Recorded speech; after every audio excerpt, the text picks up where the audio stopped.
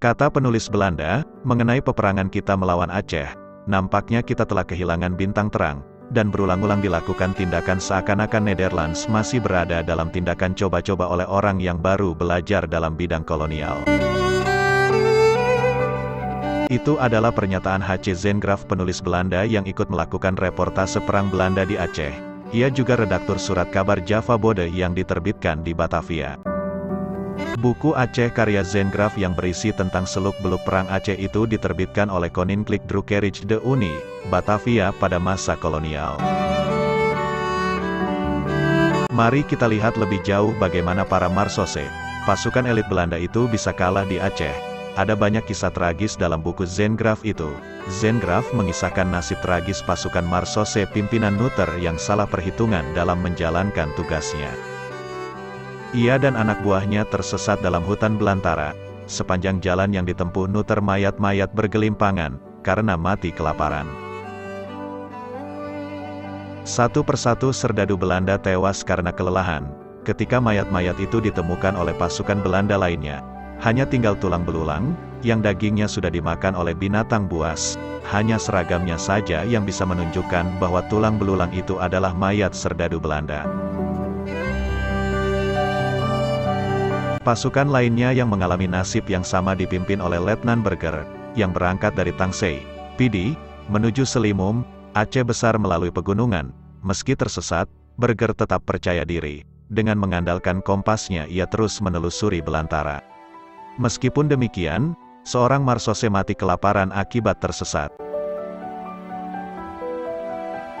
Ketika subuh, dalam dinginnya belantara, tubuh-tubuh Marsose yang kelaparan itu menjadi kaku. Hal seperti itu sudah sering terjadi bagi pasukan yang dirundung kelaparan dalam perjalanannya. Marsose lainnya pun memotong kayu sebagai pacang yang ujungnya diruncingkan, untuk menggali lubang dan menguburkan kawannya yang mati kelaparan tersebut. Setelah menguburkan kawannya itu, seorang Marsose bangkit dan mengelilingi kuburan di tengah rimba tersebut. Marsose muda itu berpidato dengan suara keras, "Kita harus tabah dan percaya sepenuhnya pada komandan, dan memikul apa yang diembankan kepada kita. Andai kata kita harus menjalaninya, hendaklah kita mati sebagai laki-laki," katanya. Kuburan itu pun kemudian ditandai dengan batu-batu. Mereka menggotong batu-batu besar dalam keadaan letih lesu dan menumpukan di atas tanah kuburan yang gembur itu, agar babi hutan tidak dapat menggali mayat tersebut. Mereka melakukan itu karena sebelumnya pernah menemukan sebuah kuburan tentara Marsose Belanda yang mati di tengah hutan, digali oleh binatang buas. Mayatnya pun dicabik-cabik. Setelah kejadian itu, setiap ada kematian di hutan belantara, mereka selalu menindih kuburan dengan batu-batu.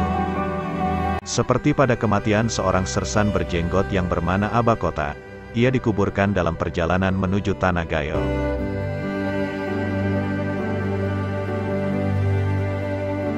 Cerita lain, tatkala Simit, seorang komandan Marsose bersama pasukannya mengadakan operasi ke Gempang, Pidi, mereka harus mendaki gunung yang curam dan berjalan merangkak.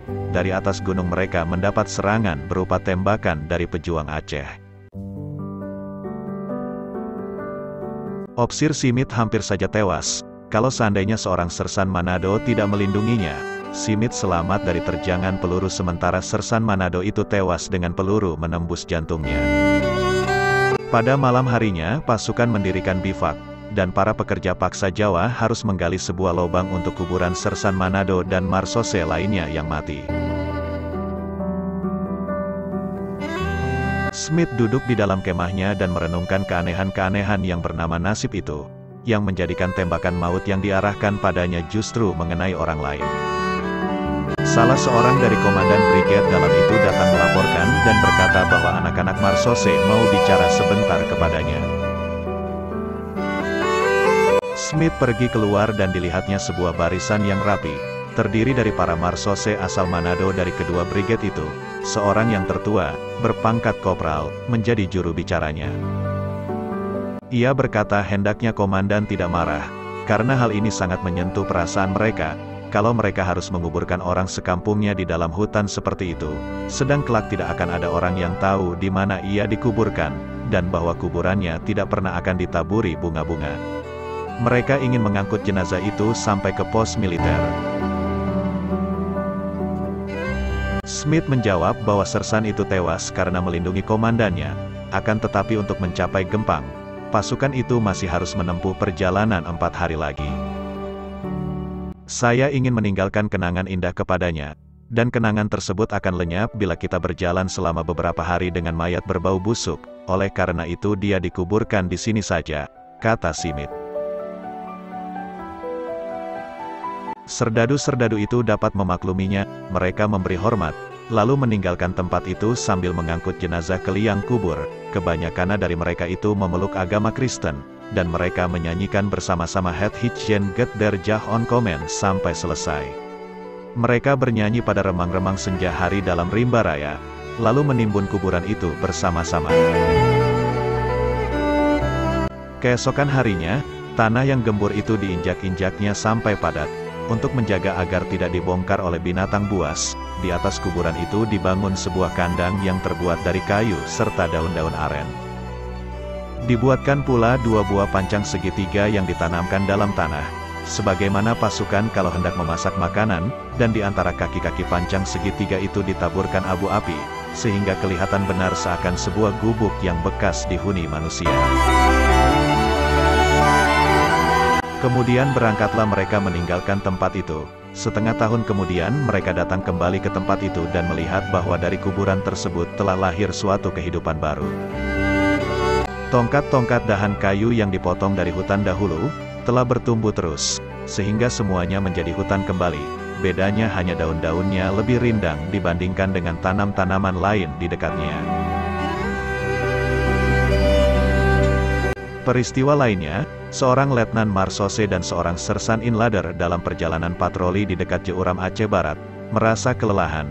Ia lalu pergi duduk-duduk sebentar di atas sebuah lesung penumbuk beras dan meninggal dunia. Mayatnya diangkut ke bivak dan dikuburkan beberapa ratus meter jauhnya di bawah sebatang pohon durian. 3 brigade serdadu berdiri mengelilingi kuburan itu dan salah seorang di antaranya harus mengucapkan pidato singkat. Kamu yang harus melakukannya, kata salah seorang di antara mereka. Tetapi orang itu menolak, karena hal ini dianggapnya bukan suatu pekerjaan, yakni mengutarakan kebaikan-kebaikan seseorang yang kini telah terbaring dalam liang kubur. Lalu majulah ke depan seorang serdadu Inlader, yakni seseorang yang sering main komedi bangsawan. Ia berpidato di kuburan itu. Dalam pidatonya ia mengutarakan bahwa pasukan brigade senantiasa merasa senang dalam pergaulannya dengan almarhum selama ini. Dia berbicara terus dengan fasihnya. Namun untuk penutup kata-katanya ia kebingungan mencari kata yang tepat. Tiba-tiba ia mendapat ilham dan berkata, "Sekarang, Sersan Wakijo sudah mati, dan saya minta agar kalian menyerukan 3 kali hip-hip, hurrah." Permintaan itu segera disambut dan dipenuhi segenap hadirin. Sudah tentu sorak hip-hip, hurrah, yang pastinya hanya dipakai dalam suasana gembira dari segi batiniah tidak mengena dibandingkan dengan pidato singkat pemakaman yang diucapkan Sersan untuk rekannya yang telah meninggal. Sambil berdiri di pinggir liang kubur, matanya sejenak memandang ke peti mati, lalu terlontarlah kata-kata dari mulut Sersan itu, "Kini kau telah terbaring di situ. Kami tak dapat melihatmu lagi, keluargamu di Rotterdam pun tidak pula. Tetapi hanya Dia yang di atas, Tuhan, yang dapat melihatmu, tabahlah."